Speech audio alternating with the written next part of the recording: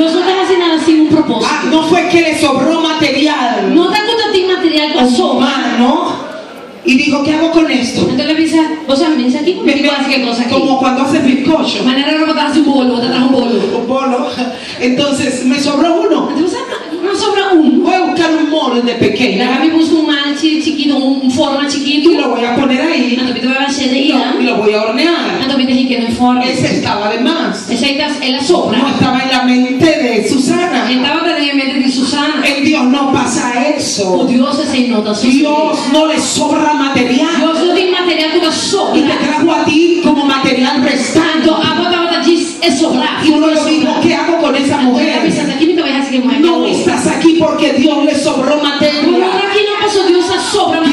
te trajo aquí por un propósito eterno. Te dio un nombre antes de que tuvieras nombre. Por eso no eres cualquier cosa. Dile tú, no eres cualquier cosa.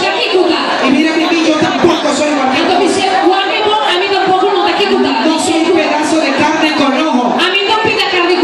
No estoy aquí para que haya más gente. No estoy aquí para que haya estadísticas. Yo estoy aquí porque en la mente de Dios, antes de que yo naciera, Él me llamó por mi nombre. Él te llamó por tu nombre. Tú eres la imagen y semejanza de un Dios grande.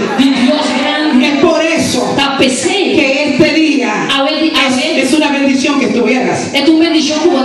Porque aquí donde nos ves, somos imagen y semejanza. Es por eso que tu vecina te cae bien, te cae bien. Porque ella refleja a Dios. Es por eso que el abrazo que te dieron hoy, cuando entraste por la puerta, sentiste, porque sentías a Dios. Yo quiero que usted se detenga ahí. Hay una sonrisa que te cambió la tristeza. Porque hay una mujer aquí que sabe que ella es imagen y semejanza. Por eso que un abrazo de tu vecina te quitó la carga, te dio paz. Es por eso que una sonrisa te quitó la tristeza. ¿Qué hizo? Nada. Solo me abrazó.